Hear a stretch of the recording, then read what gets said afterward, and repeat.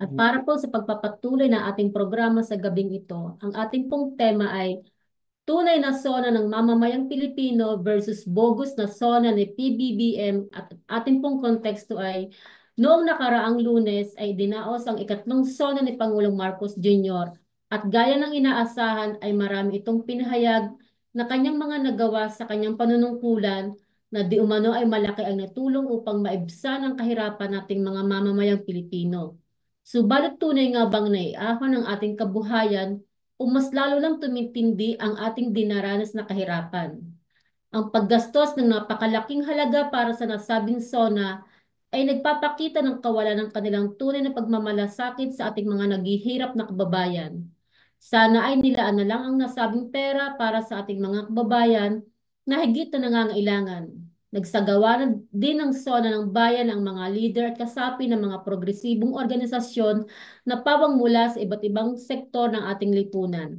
Dito ay piniliwanag nila ang tunay na kalagayan ng mamamayang Pilipino na mula sa kanila mismong karanasan, kalinsabay ng pagpapahayag ng kanilang mga hinaing at panawagan na mabigyang solusyon ng ating pamahalaan.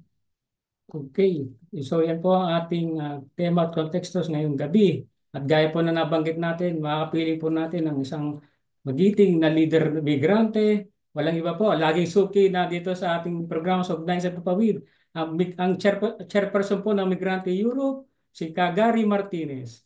Maraming salamat Kagari at welcome back muli dito sa ating programa Ugnayan sa Papawid. Bati po muna tayo sa ating mga taga-subaybay. Ay, magandang gabi, G. At Alex, at sa ating mga pakinig dito sa Europa at maging sa Pilipinas. Okay. Sige po. Maraming salamat Kagari. Alam namin kahit na may alam namin pinagdadaan ng medyo siyempre problema rin sa kalusugan ay napagbibigyan niyo pa rin na mabigyan maghahatid ng impormasyon ng ating mga kabayan dito sa Europa at sa ating sa Pilipinas. Sige po, umpisahan na po natin yung pagtatanong ano. Alam po namin na nagsagawa din kayo ng SONA ng bayan o yung People SONA. Maaari po bang matalakay ang mga mayor o mga halagang punto na nilalaman ng inyong sinagawang People SONA at sa tingin niyo po ba ay mahalagang may pariting ito kay Pangulong Marcos Jr.? Doon sa unang tanong, yung mga mayor, nung ginawa natin People's Zone dito sa Europa, yung kahilingan talaga ng malawak na bilang ng mga migrante Pilipino na tumaranas din ng matitinding pang-aabuso, yung mga unfair labor practices, yung mga biktima ng labor trafficking, at isa nga sa umano nun yung bakit walang shelter para sa ating mga kababayan na naging biktima nga nitong human trafficking. Sabi nga nung isa nating kasamahan, sabi niya, sa gada paglipad ni Mr. Marcos, yung kanyang mga foreign trips, na mahigit 17 na yata na foreign trips meron si Mr. Marcos, may isang migranteng Pilipino ang naghahangad din makauwi at makapiling ang pamilya. Ito yung dapat makita ng mamayan yung sinasabi ni Mr. Marcos na kumukuha ako ng yung mga trips ko, wag niyo sanang anuhin yan na batikusin sapagkat nagdadala ako ng tinatawag na foreign direct investment. Pero malaking kalokohan yun kasi pinasinungalingan natin yan nung SONA ng mamayan. Yung kung daw nagkakamali, yung foreign direct investment ay nasa 8.9 billion lang US dollars. Malaking halaga na yung 8.9 billion. Pero i-compare mo yan sa remittances ng mamayang Pilipino, ng migranteng Pilipino, mula rin sa central bank ay 37 billion US dollars. So, kaya yung sinasabi niya mga pledges, actually yung mga pledges na yan ay wala pang, walang malinaw kung natuloy o hindi. Pangalawa, sa datos din ng central bank, malaki yung ibinaksak ng foreign direct investment sa Pilipinas. Malinaw yan na yung walang tiwala, hindi kumpiyansa ang mamumuhunan sa liderato ni Mr. Marcos. Doon din tinalakay din natin yung corruption ni Mr. Marcos na parang hindi lang pa, hindi talaga siya seryoso na na na na labanan ng corruption sa ating bansa. At makikita nga natin 'yan after niya mag-ulat, 'di ba? Ayun, nasampulan na. Baka mamaya palalalimin ko pa to.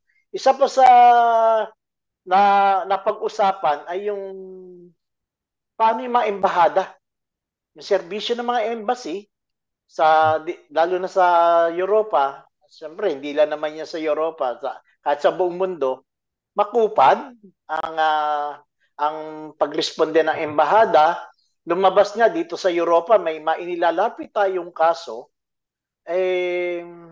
walang maayos na reply o positibong reply ang mga embahada. At diyan nga sa kailan lang mukhang inatras yata ng DFA yung DFA circular order nila na yung pagpapatong pa ng mga gastusin sa kung pagpoproseso ng mga papeles. Ilan lamang yan sa mahalagang may kaugnayan sa migrante. Pinag-usapan din yung epekto sa national. Hindi totoong bumaba yung kahirapan sa Pilipinas. Pinaliwanag natin yan. Sabi ni Mr. Marcos, mula raw noong last year, 18% ang kahirapan sa Pilipinas. Ngayon daw ay nasa 16 na lang. Una, malaking kalokohan yan. Kapag araw-araw ay 6,000 pa rin ang umaalis sa ating bansa, persahang umaalis para mag-abroad. Malinaw, hindi bumababa ang insidente ng kahirapan, bagkos lalo itong tumataas. Okay, salamat po, Kagari. Ano po ang inyong pangkalahatang pagtingin sa katatapos lamang po na SONA? Yung katatapos sa SONA, kung ano yung lakas ng ulan na dala ni Karina, yun din yung lakas ng kasinungalingan doon sa loob ng Kongreso. Tapos nakita natin talaga, nanood ako, in fairness, pinanood ko yung buong SONA ni Mr. Marcos. At para kang nasa karnibal. Nagpapalakpakan yung mga payaso, hindi ko alam bakit kaya nilang pumalakpak pag sinasabi ni Mr. Marcos na nilalabanan ko ang korupsyon. Kung seryoso siya, handa na ba ang pamilya Marcos na ibalik yung 5 to 10 billion US dollars na ninakaw nila sa kabanayaman ng bansa? Kung hindi nila isasauli yan, so ano yung corruption na pinagsasabi mo na seryoso ka? Kung seryoso ka, unahin mo yung sarili mo. Diba? May kaso yung pamilya mo, ibalik mo yan, hindi mo pera yan. Pangalawa, yung parang nagpapalakpakan yung mga nagsisigaw, BBM, sumisigaw pa yung mga payaso sa loob ng sinabing effective today. Ban na ang Pogo. Palakpakan di ba? Yung pala, pinalitan lang ng pangalan. Ka-Alex. Ano yung pangalan, Ka-Alex? IGL po, Internet Gaming License. Di ba? Parang, anong kalokohan to, di ba? So, kahit doon, makikita natin na yung sinasabi ni Mr. Marcos ay yung bumabangga sa katotohanan. 5,500 na flood control. Yung sinabi niya, natapos na at marami pang ginagawa sa buong kapuluan. Kinabukasan bumagyo. Nakita natin ang epekto. Di ba? Mga bus na mga sasakyang inaanod, mga baha na lagpas bubong, na hindi na mapigil. Tapos sinabi niya kanina lang, dahil daw yung sa basura. Hindi raw maayos na pagtatapon ng basura. Madali na sabihin niya ni Mr. Marcos na i-blame yung biktima. Kayo mahihirap. Tapon kayo ng basura. At yung mga chiwariwap niya, sang-ayon kaagad. Pero pag tinignan natin yung malaking epekto, bakit maano yung pagbaha? Diba? Yung reclamation project sa Manila Bay, yung mga mining, illegal mining o yung mga mining na binibigyan nila ng lisensya hanggang ngayon, ay nagdudulot ito ng malaking pinsala na ngayon na dinadanas na natin. Ano ba sa amin lang sa Rizal? Isa kami sa tinamaan ang probinsya ng Rizal. Merong quarry dyan, ang lalaki. Tinutulan niya ng mamamayan, pero pero natuloy, di ba? Kaya yung kung sasabihin lang ng mga supporter ni Mr. Marcos at ni Marcos mismo na dahilan ay pagtatapon na ng basura, oo, may epekto ang pagtatapon ng basura. Habang hindi yan maayos, talagang magbabaray maliliit na estero. Pero ang malaking culprit dyan ay yung mga minahan na patuloy nilang pinagbibigyan ng kapritsyohan at yung mga illegal, yung mga reclamation sa Manila Bay. Tsaka yung mga conversion po ng mga land Conversion. sa mga real estate, yung mga ginagawa ng SM. Magagalit siya si Villar niyan. Yung mga malalaking yung malalaking mga developer na yan. Tsaka ginagawa talaga yung ginagawa talaga mga golf courses, 'di ba? Of course, talagang malaking epekto 'yan. Sana wag nating i-blame yung biktima. Yung katulad nga kanina, may sinagot ako sa Facebook na nakikita nyo, puro basura na lang. Kung titignan mo yung basura na nakita ngayon sa kalsada, yung nilalabas sa video, ay yung mga kasangkapan na nasira nung bumaha. At saan mo naman taga ilalagay yan, kundi sa kalsada muna. Diba? Kaya wag natin sisihin yung mga biktima ng baha. Napakaliit ng porsyento kung bakit nagkaroon ng malaking baha. Mas malaki ay yung kasalanan ng mga namumuno doon sa pagbibigay nila ng kontrata o lisensya na magmina, reclamation projects. Okay. Maraming salamat po, Kagari. Ito po sa ating sunod na tanong, no? Sa inyong pananaw, makatwira po ba yung ginugol na budget para sa nasabing sona ng Pangulo? At nagpapot din po ba ng mga protesta ang ating mga mababatas na sa ilalim ng Makabayang Block sa sona ng Pangulo? Yung, di ba, bago pa magsona, nag-warning na ang mga otoridad na hindi raw papayagan na magsuot ng mga protest, ang ating mga Makabayang Block na taon-taon naman ginagawa. At talagang kapag may atraso ka sa bayan, may allergy ka kaagad kahit protest shirt lang, parang ito yung multo mo, 'di ba? Namumulto si Mr. Marcos na mga ganyan mga palisiya. Pero hindi naman nagpatinag ang ating mga Makabayang Block na pumasok, na suot pa rin ang kanilang mga protest sa kabataan, suot pa rin nila. At yung mga ribbon na nagsisignify na may laban, pero yung gumugol ka ng 20 milyon piso sa isang araw, tapos sasalita ka lang ng malayo sa katotohanan, magsisinungaling ka sa taong bayan, ay mukhang masyado namang mapang-abuso na yon, napaka-lavish. Tinignan ko nga kung yung 20 million sa totoo lang, kung i-divide mo yan, kung 50 pesos yung bigas, i-divide mo yung 20 million, 400,000 kilos yan. Kung pagbibigyan mo yung tigda 2 kilo ang isang pamilya, 200,000 pamilya, nabigyan mo ng bigas. May makakain sa loob ng 3 araw. Pagkakasyahin nila, yung iba, baka gawin lugaw. Pinagmamalag pa rin ni Mr. Marcos yung, may mga Kadiwa Center tayo, di ba? Sa Kadiwa daw, makakabili ka ng 29 kilos na bigas. At totoo naman yun, sa Kadiwa. Pero ilan lang yung outlet ng Kadiwa. Kung seryoso rin si Mr. Marcos, yung 29 kilos, i-divide mo yung 29 sa 20 million, 689,655 kilos yan.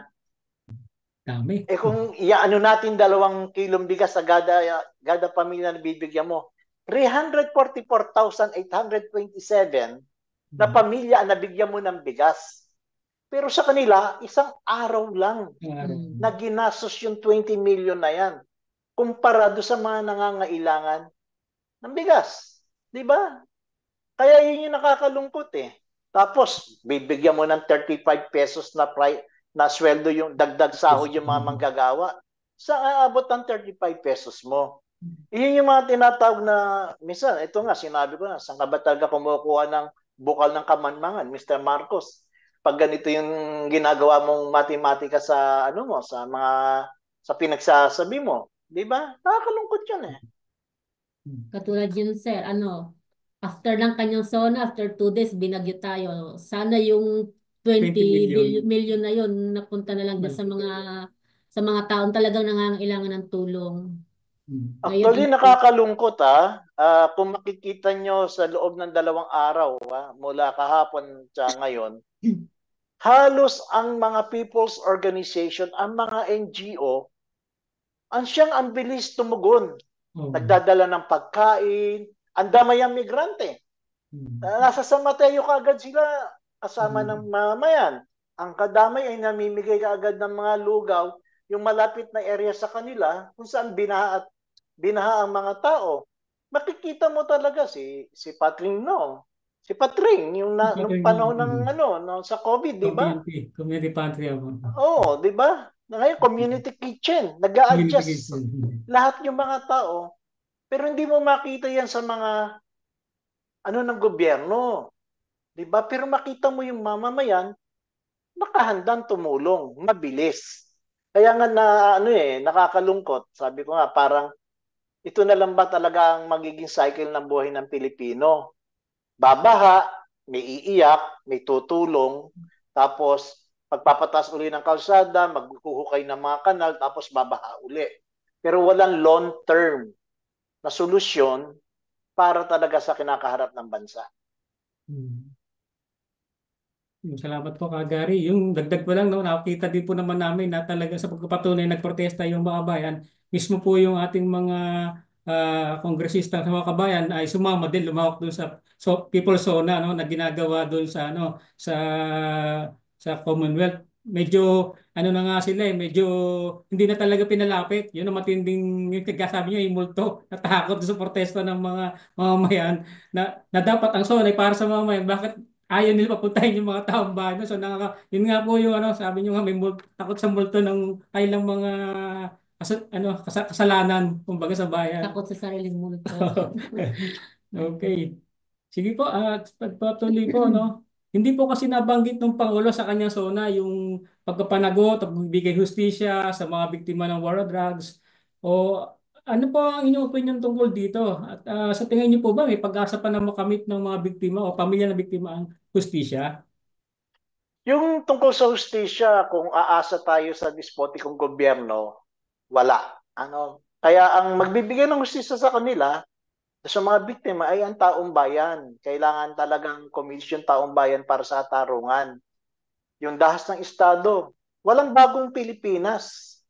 Yung pinagmamalaki ni Mr. Marcos bagong Pilipinas, nagnganaknak, bulok yung sistema. Kaya kasabihin niya na ibang-iba raw siya doon sa predecessor niya. Bloodless daw. Hindi yan totoo.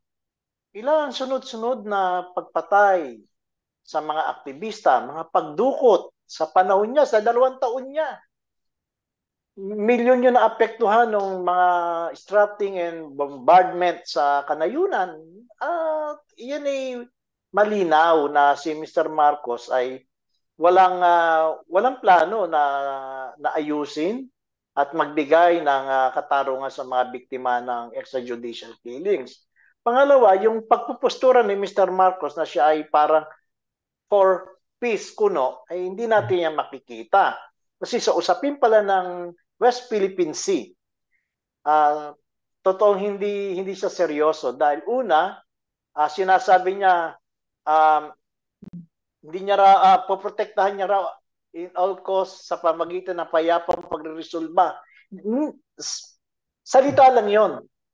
Pero sa totoo lang, yung ginagawa niya, ay nanliligaw siya. Nililigawan niya ang Estados Unidos na, oy, suportahan niyo ako dito. Kailan lang nakipag-ano siya ng deal sa Japan. Iniimbitahan niya rin ang Australia. Yung pagpapadaong niya ng mga gerang mga sasakyang pandigma ng iba't ibang bansa sa Pilipinas ay hudyat. Hudyat yon ang pag-iimbita ng digmaan sa China. Kaya kung gusto ni Mr. Marcos na mapayapa yung WPS, dapat wag siya mag-imbita ng mga imperialistang bansa din. Kasi susulsulan tayo makipagdigmaan sa hindi nila, proxy war ang mangyayari. Tayo ang bagong Ukraine pag nagkataon. Kung gusto ni Mr. Marcos yan, gamitin lahat ang mekanismo sa UN para ma-resolve ang problema natin sa West Philippine Sea. Kalunos-lunos na nga po yung kalagayan nating mga Pilipino, tapos parang gagawin pa, pambabahala pa sa kanya itong ating bansa. Ang bihira talaga yung ating gobyerno, ano po. So yun po, ibig sabihin talagang sa tingin nyo, wala tayong maasahan dahil nga, kaya nga hindi nyo ito pinag-usapan ng itong no. So okay, salamat po, Kagari. Sulit po natin tanong, ano lang po ang mahalagang issue nating mga mamamayan na sa tingin nyo ay dapat tinalakay ng Pangulo sa kanyang SONA?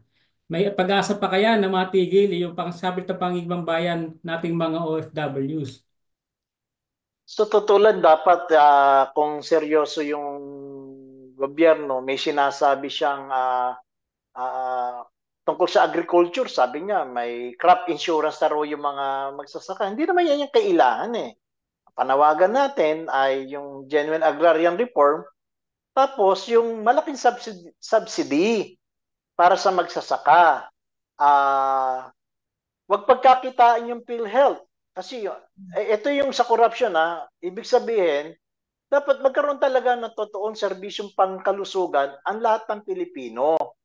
Hindi pinagkakitaan yung PhilHealth, yung contribution ng mga OFW diyan do sa 89 billion pesos na sobrang pera raw ng PhilHealth ay 222 million ang contribution ng OFW diyan na hindi naman natin napapakinabangan kasi nasa ibang bansa tayo, hindi na ma-accredited ng mga ospital dito, yung PhilHealth, di ba?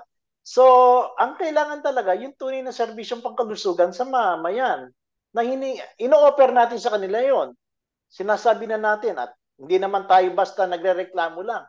Meron tayong mga isinusulat na mga mungkahi na dapat sundin din ng gobyerno pero ayaw nga nila yon. Pangalawa, matatapos lang talaga ang persang migrasyon kapag ang isang gobyerno ay unahin niya ay yung interes ng kanyang mamayan. Ang nakakalungkot kasi dahil kumikita nga ng 37 billion US dollars sa remittances, ang kapalit nito ay ang buhay ng OFW sa tala nung ako yung chairperson ng Migrante International. 6 hanggang 10 bangkay ang inuwi sa ating bansa araw-araw. At maring tumaas na yan. Talagang habang ang tingin nila sa mamayan ay commodity, pinagkakitaan. Tandaan natin sa gadalabas ni Mr. Marcos ay naghanap siya ng new labor market para pagdeployan ng lakas paggawa. At yun yung nakakalungkot. Kumbaga si Marcos, bakit pa ako mag-iisip ng national industrialization kung dito binubugaw ko naman yung mga kababayan ko, umaabot ng 37 billion US dollars ang matatanggap ko, nagkakaroon na ng dollar reserve at gagamitin ko itong collateral para makautang uli ako at makukurakot ko uli, ay hindi na ako mag-iisip ng national industrialization at genuine agrarian reform. At iyon yung nakakalungkot. Kaya may malaki rin tayong tungkulin talaga na ipaliwanag sa tao na yung tinatamasa nating kunyari, ginhawa, quote-unquote na ginhawa. Kasi nagbabayad tayo ng buwis dito. Napakalaki din naman ng buwis na binabayaran natin. Pero nakikita natin sa pamagitan ng serbisyo na gumagana yung buwis. Katulad kung may sakit, gumagana yung buwis ko yung binabayaran ko kasi libre akong pumunta sa hospital. Kung may bayaran man ako, napaka-minimal. Diba? Kung tayo mga migrante Pilipino sa buong mundo at dito sa Europa, hindi ba nating nanaisin na itong tinatamasa natin maayos na public transportation, maayos na serbisyo pangkalusugan, maayos na pensyon, ay hindi mararanasan ng ating mga pamilya sa Pilipinas? Dapat mangarap tayo na dapat ganito ang mangyari sa Pilipinas. At nagmumula yon sa mamayan na handang-handa na panagutin yung namumuno. At dapat hindi tayo fans club. Parang hindi tayo fans sa mga politiko. Tayo ay mamayan na nagbabayad ng buwis at kailangan accountable sila sa atin. Napakaganda po na yung paliwanag. Kumbaga, nagpapakita nga po, yung nabanggit na nga natin, kung talaga may pagmamalasakit sila sa ating mga OFWs, yung 20 million sana na binadget sa SONA, sana sa pamilya na ng mga OFWs na naghihirap din, na biktima ng ano po. So yun nga, talagang mukhang tama po yung binanggit nyo na mukhang wala pang aasahan ng mga OFWs para sa talagang manatili na sa ating sariling bansa, yung mapigilan na yung sapi nito pangingambayan. Napakalabo pa po. Sige. So, tawag dito, kung di man po kalabisan kagari, baka naman po meron pa po kayong mga iba pang mga gustong talakayan bilang sa ating mga migrante na ah ang tawag dito yung ano sa ating mga angkop sa ating mga migrante.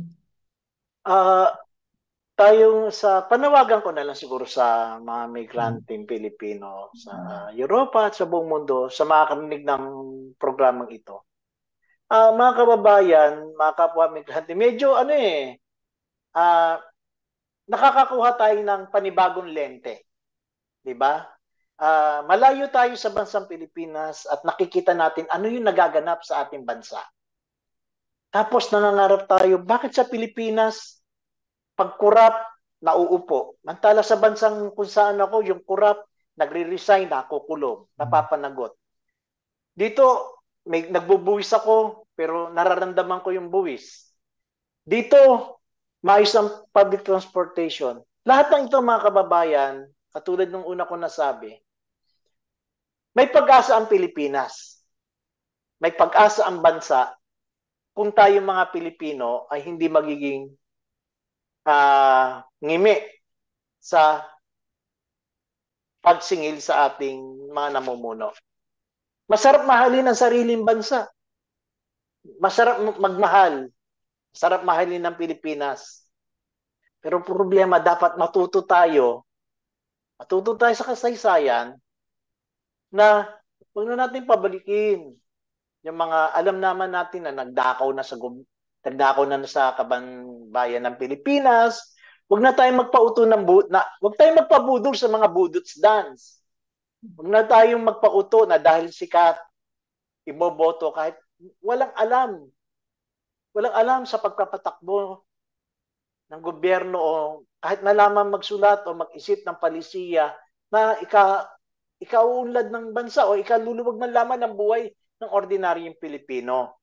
Tayong mga migrante, kumbaga, nakikita natin ito na mas buo habang malayo tayo sa ating bansa.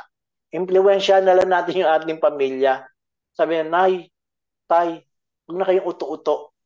Makinig naman kayo sa amin. Para ano ko po yan, para sa darating na eleksyon, paghandaan na ng ating mga kababayan. Matalinong pagpili talaga ng mga ating mga leader. Ngayong pa nga lang po, nakakabalita na kami na namimigay na sila ng mga kape, tinapay na may pangalan na po ng isang politiko sa barangay, parang sa barangay po sa Laguna yan. Hindi, nakakalungkot lang actually. May umiikot na nga mga bus na may mga lalaking pangalan, wala pang ilagay na iboto, pero alam mong tatakbo na ng pagkasenador. May mga mukha na kung sinong yung tatakbo. Tapos may nilalabas na mga survey na sino yung top 12 pag ngayon ang ginawa. Yung mind conditioning din, ano? Parang kinocondition ng mga isip ng tao na ito na yung mga tatakbo sa ating bansa na pinaghahanda na ito dapat iboto, mga ganong ano po. Ito, Kagari, meron po isang nag-comment, isa nating taga-pakinig, taga-subaybay, si Cap Jean Desus. Sabi po niya, hindi mababago ang Pilipinas kung hindi magbabago ang isipan ng mga Pilipino na magluklok ng mga tunay na maglilingkod sa ating bayan. Ayun po, kanyang komento. Bumabati po sa atin yung ating mga taga-subaybay, no, ng isang magandang gabi. At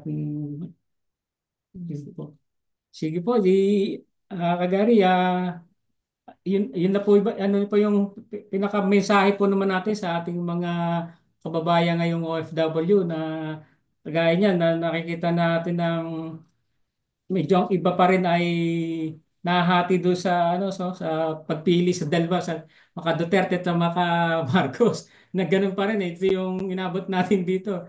At paano po ba sa darating ngayong election, paano po ba natin mapapaliwanagan na sila na pili na talaga narapat na maglilingkod sa ating OFWs particular? Siguro magandang balikan na yung aral ng 2016 election.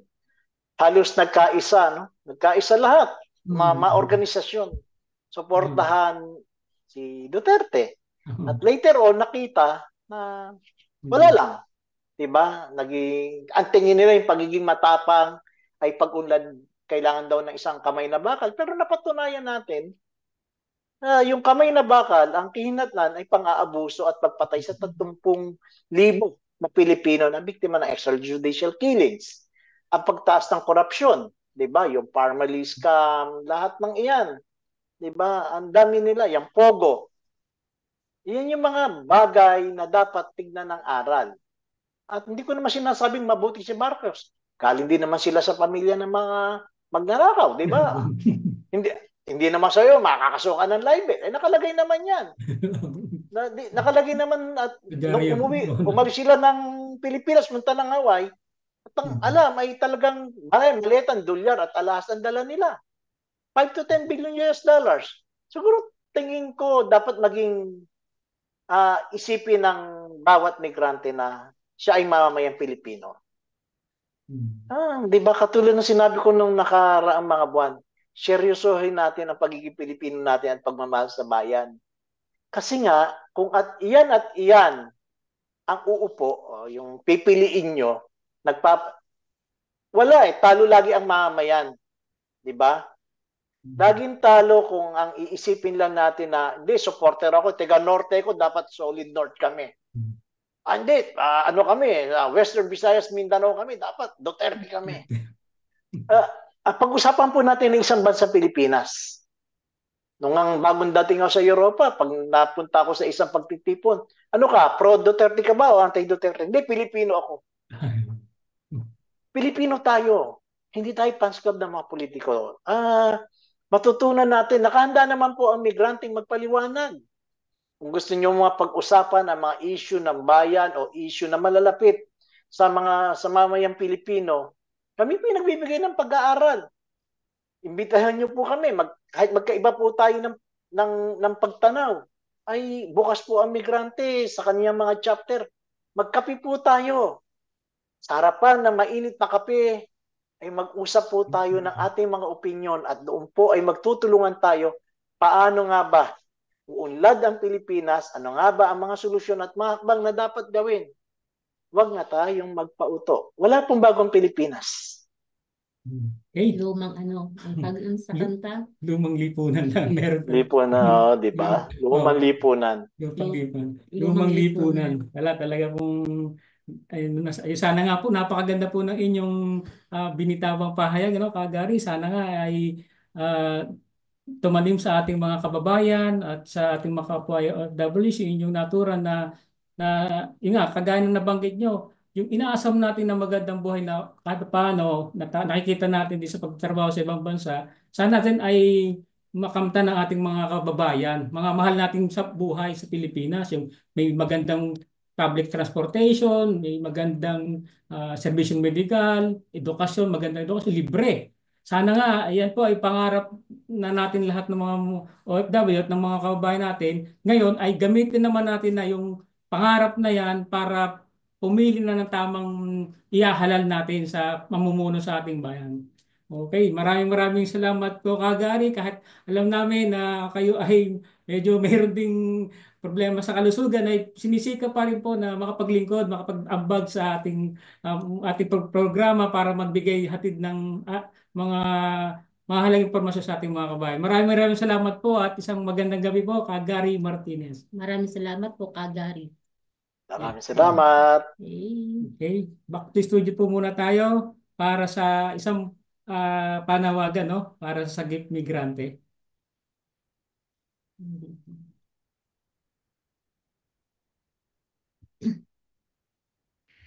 Magandang araw mga kababayan, mga kapwa migrante, payapang pagbati mula sa Migrante Europe.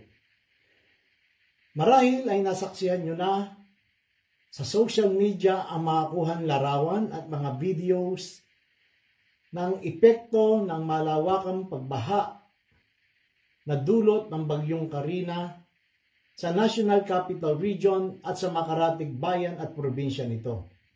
Daan-daan libong kababayan natin na nawalan ng kabuhayan, nawalan ng ari-arian, at nawalan ng buhay. Kaya naman, sa panawagan ng Migrante International, Sagip Migrante Rescue Operation, kami ay nananawagan sa lahat ng balangay ng Migrante Europe, sa lahat ng kaibigan niyang organisasyon, sa mga individual, sa mga kakilala naming mga kaibigan, na tayo ay magtulong-tulong sa pagtugon para sa ating mga kababayan. Muli po, nananawagan kami sa lahat ng mga Pilipinong nagmamahal sa bansang Pilipinas, panahon na naman na tayo hinahamon ang ating pagiging bayani. Huwag po nating ipagkait ang tulong na ito para sa mga biktima ng malawakang pagbaha sa ating bansa. Muli po, sa ngalan ng Migrante Europe, sa ngalan ng Migrante International, ang aming pong pasasalamat sa inyong positibong pagtugon para sa ating mga kababayan.